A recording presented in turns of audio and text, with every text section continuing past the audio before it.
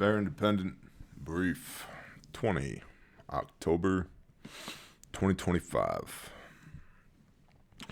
Before we read the written brief prepared by Intel at bearindependent.com, just a trend that I want to illuminate for y'all. Note in the reporting here domestically and to a lesser extent globally, we're beginning to see a focus again on Muslims in America and attempts at, what would you call it, jihad.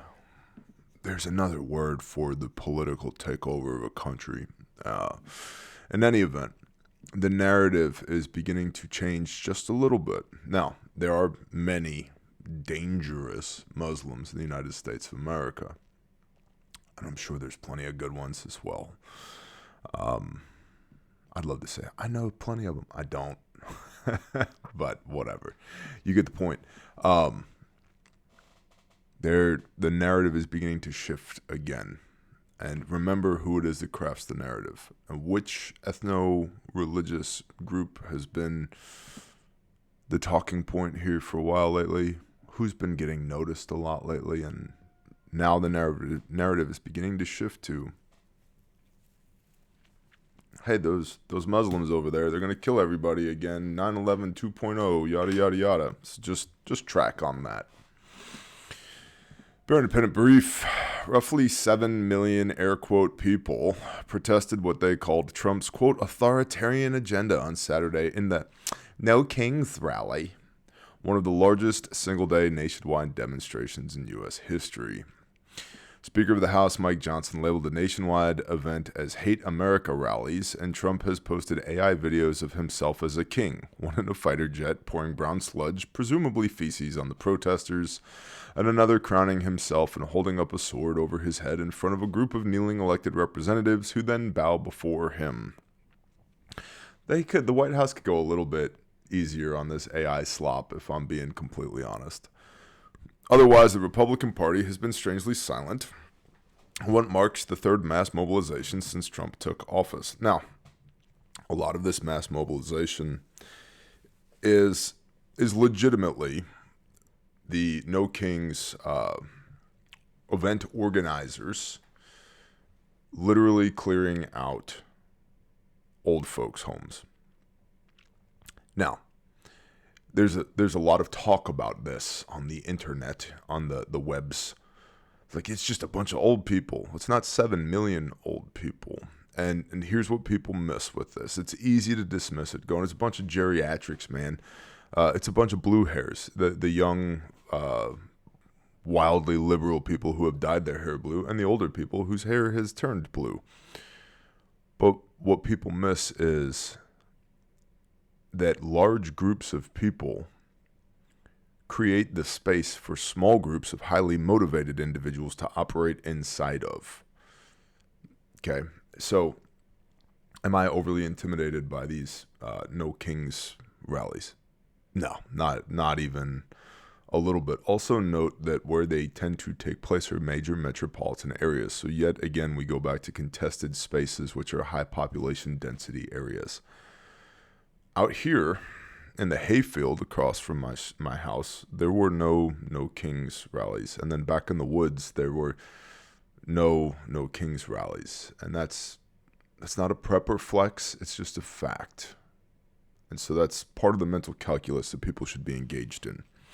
High population density areas are the initial contested spaces in any type of revolution or coup, because that's where the people are. They're highly dangerous. It doesn't mean that danger, Will Robinson, won't come to the countryside. It will, but it begins in the high population density areas. And so what that means is if you're in a low population density area, that gives you time to maneuver. Another important event happened recently. The Pentagon implemented a 21-page set of rules for press credentials that has resulted in nearly every major news organization crying like a bunch of freaking babies and losing access to the building. Secretary of Defense, or is it Secretary of War? Who knows? Who cares? Pete Hegseth, a former Fox News host, set a Wednesday deadline for reporters to agree to the requirements, but more than 30 outlets refused, including the Associated Press, Bloomberg, Reuters, the New York Times, WAPO, and even conservative-leaning outlets like Fox News and Newsmax. Well, let me read a little bit more. I'll tell you what's actually going on here, or my take on what is actually going on here. Because the internet and America as a whole is a highly litigious area to operate in, this is just my opinion. It's my opinion also that I should drink this coffee.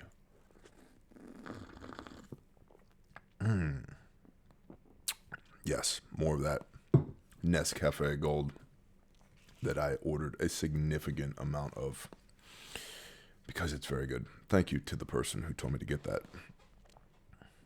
The Pentagon Press Association, representing over 100 news outlets, stated that the Department of Defense started confiscating media badges, quote, from virtually every news organization in America, end quote, because, quote, reporters would not sign onto a new media policy over its implicit threat of criminalizing national security reporting and exposing those who sign it to potential prosecution, end quote. For context, the previous guidelines fit on a single page and mainly dealt with building access and personal property storage, but this new policy runs 21 pages and fundamentally changes how journalists can operate. The main point of controversy is the language that restricts reporters from soliciting information from Pentagon sources, threatening military and civilian Pentagon employees with severe consequences for sharing information without permission. No shit. Now, we've got 4 levels of operations here. Okay, we have global. Under that, we have strategic. Under that, we have operations. And under that, we have tactical. The vast majority of internet personalities, of which I am not one. Sorry, I just remembered that I have to change the batteries because you cannot stop the battery. Surely you're aware of this. The batteries. One of you got very upset. Was it Friday? Yes, it was Friday. Bear, you have a Taurus? Why would you have a Taurus? Because they're 200 doll hairs. That's why. And, yeah, that's why. Are they as good as a Glock 19X or insert your favorite striker-fired polymer-framed 9mm pistol here? They're adequate. The Taurus is not the only pistol that I own. The Taurus does not represent 1/10 of the pistols that I own.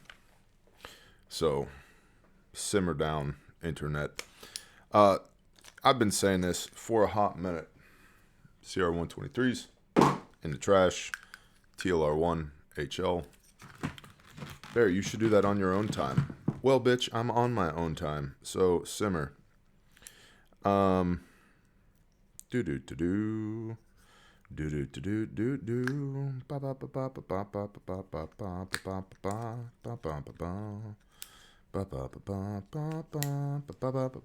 Oh, much brighter. That's what we need, boys and girls. There we go. So, 4 levels of operations. We have global, we have strategic, we have operational, and then we have tactical. The vast majority of internet talking heads are concerned about tactical, whether this is tactics actual, or it's the minutia of the air quote news, the narratives that are crafted intentionally to get people all spun up. Did you see what happened with the... Don't care. So, at a global strategic level, what's happening here, boys and gerbils, is the Department of War is, drum roll please, in fact, I will facilitate. We're going to war. We, the United States of America, is going to war. That's why Pete Hegseth, Secretary of War, has implemented a new 21-page document about who can and can't say what concerning the actions of the Department of War. Because all of these leaks that come from inside the Pentagon degrade our ability to operate at the global and strategic and operational and tactical levels because the enemy has insight into the actions that we are taking. Now, the enemy already has insight into the actions that we are taking. Why? Say it with me, boys and girls. There is a persistent, ongoing, zero-day exploit that affects anything that touches the internet to the highest levels. I saw somebody complaining yesterday on X, oh my gosh, Signal is down? Yes. Why would Signal be down? Because everything has been going down. Part of what has quietly been happening during this government shutdown is that all of the systems, like the computers, all of them are being quietly but expediently stripped out, burnt, and replaced with new stuff that hopefully, in a Hail Mary attempt, is not exploited. Meaning the enemies don't have fidelity into every bit of data that's traveling across that intellectual, that's not the word, infrastructure, the IT, informational infrastructure, okay? More coffee is indicated. That's why Hegseth produced this document. And if all of a sudden the reporters actually have to engage in journalism instead of just getting a bunch of people from the Pentagon to bitch and moan at them and then calling it news that they're going to reproduce in their own version of slop on the internet, wah. That's what's happening here. At the global and strategic levels, we're going to war. That's why this is here. The main point of controversy is the language that restricts reporters from soliciting information from Pentagon sources, threatening military and civilian Pentagon employees with severe consequences for sharing information without permission. No duh.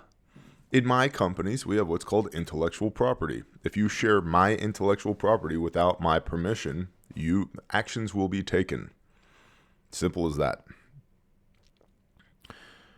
And notes that, quote, solicitation of Department of War personnel to commit criminal acts would not be considered protected activity under the First Amendment, end quote. Duh. To commit criminal acts? Yeah, duh. See, here's the thing. People go, well, I have a First Amendment right. You do.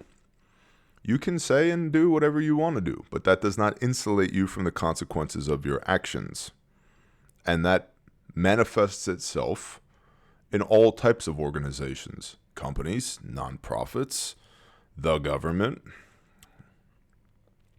The definition of solicitation is broad enough to include, quote, an advertisement or social media post by an individual journalist or media outlet that directly targets Department of War personnel to disclose non-public information. Yeah, to say nothing of the fact that that's a violation of the non-disclosure agreements that all of these people have signed in order to work inside the Pentagon in the first place.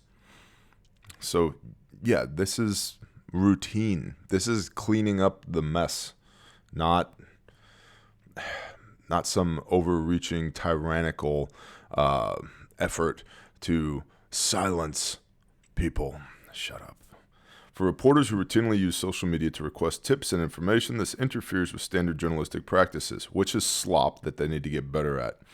Jane Cartley, a professor of media law at the University of Minnesota, said the idea that it is somehow improper for journalists to seek out information from the agency that they're covering is very problematic, you know. If you're going to ask a source for material, don't you, then it's the source to make a judgment about whether or not they're allowed to distribute or not, you know. She added that under the new guidelines, just asking could then mean you might lose your press pass, which would be retaliation for what I would consider to be protected speech, don't you know. President Trump defended the policy, telling reporters that Hegseth, quote, finds the press to be very disruptive in terms of world peace and maybe even security for our nation. Hegseth has been dismissive of the media's concerns, responding to statements from major outlets with a hand-waving emoji on social media. Oof, burn. Joint statement from NBC, ABC, CBS, CNN, and Fox News declared the policy, quote, without precedent and threatens core journalistic protections. Shut up. No, it does not. Core journalistic protections have become slop in my lifetime. It's always been garbage anyway, but, you know, what happened to the days of Walter Cronkite? You know, when like people actually did work, like they actually investigated stuff. Warning. It restricts journalists' ability to keep the nation and the world informed of important national security issues. No, it does not. No. Leaking proprietary information that has the potential to compromise operations and get people killed, possibly this nation destroyed, does not compromise,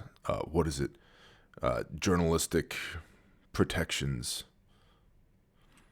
It's important to note that these changes come after the Pentagon's removal of workspaces earlier this year from several media organizations, including Politico, The Washington Post, and The New York Times. Wah. Keep an eye on it. Why do we care? It's an indicator, man. It's an indicator. We be going to war. And we want to shore up all of our... we want to plug all the leaks in the dam before we start to pressure test it, if that makes sense. That's part of why we're seeing what's happening in Venezuela. Is Nicolas Maduro an existential threat to the United States of America? No, not directly, but Venezuela is tied in with what? BRICS, Brazil, Russia, India, China, South Africa, Saudi Arabia, et al. And what do they produce? Oh, well, a whole shit ton of resources. Also, where are they located? Fairly strategically when it comes to what the chessboard for World War III might look like. Also, while we're down there, why don't we get some reps and sets on big gray ships taking out small, fast boats, because the Navy has historically had an issue with small, fast boats against big gray ships. So let's get a couple of reps on that. And then if we blow up some air quote narco-terrorists in the process, so be it. View everything through the strategic lens. Our brother Zach at An American Homestead likes to say, when in doubt, zoom out. And he's 100% correct. Zoom out. Get out of the tactical, out of the noise, out of the narratives that everybody wants to perpetuate, and zoom out. What does this look like operationally? What does it look like strategically? What are the global impacts of this? And then what we do is we boil that down to us and go, I don't really like the way the tea leaves are looking right now. We should probably do something about that. We had a mutual assistance group meet up yesterday, and we went through a couple of things, radio frequencies, radio protocols. What are they, Bear? Make a video. No, that's legitimate operational security. No. And then we had a bug-out bag shakedown. Now, the bug-out bag is the darling of the prepper community, and most people do it wrong. Most people are actually not carrying enough capability or carrying way too much. They either have a 12-pound bug-out bag or a 103-pound bug-out bag. The sweet spot's somewhere in the middle, about 20% of your body weight, and what you want to be able to carry are all the C's of survival. What are all the C's of survival, Mr. Bearman? What could that possibly be? Well, can I holler at you for a minute? Would you be okay with that? Combustion, cutting tool, cordage, container, cover, commo, combat, calories, compass, casualty care, candle, conditioning, the ability to carry all this stuff and move with it and use it, and the most important, Christ. Because if you survive the coming unpleasantness but die in a burning lake of fire later on, what's the point of that? That sounds a little retarded to me, if you ask me. I don't know any of that. I don't know any of the C's of survival, Bear. Prepper Classroom playlist on YouTube. It's free. And all of the Bible videos, all of the New Testament, most of the Old Testament thus far on YouTube, Bear Independent channel, for free.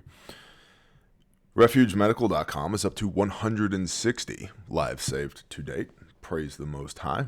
If you need a first aid kit that's made in America, guaranteed forever, if you want the peace of mind that comes from knowing that you have the equipment that you need, and the training, which you can do virtually online. You take the virtual classes at Refuge Medical, or come see us in person. Got a couple of classes coming up, October 26th and 27th, and November 9th, 10th, and 11th. Last public classes of this year. You find all that at refugemedical.com. Just click around. When you have an emergency, before the balloon goes up, bro, you'll actually have a kit that will actually work, that we didn't cut corners on, we didn't price point bullshit in. But we could use, if we use this tourniquet instead of that one, we'll earn, there's $2 more in profit on this kit. No. All of our stuff has been pressure tested by the United States military and legit operators. That's how we know it works. It's not good idea fairy bullshit. We know it works. And if it's literally good enough for Navy SEALs, it's literally good enough for you and your minivan or your school bus or your work truck or whatever else it is that you do. So come see us, refugemedical.com. If there's anything we can help you with, use the chat function on the website. That goes to real people. It's not AI. We actually fight over who gets to answer the chat at the office. It's fun. You can call the store. You can shoot us an email. And just because you don't see it on the website doesn't mean I can't get it. We procure all kinds of stuff for all kinds of people all around the globe. So if you need something, come see us, refugemedical.com, and use your promo code Bear Nation. 10% off, man. Oh, and buckets, man. I've noticed a bunch of y'all have been buying up a bunch of buckets, which is great. They're excellent preps. The wound care bucket, birthing bucket, postpartum bucket, and the burn bucket. They're 5-gallon buckets. They're sealed against the elements, and they have everything you need and nothing you don't to deal with all of those things. Wound care buckets designed to treat one grievous wound for 30 to 60 days after. It's for wound care.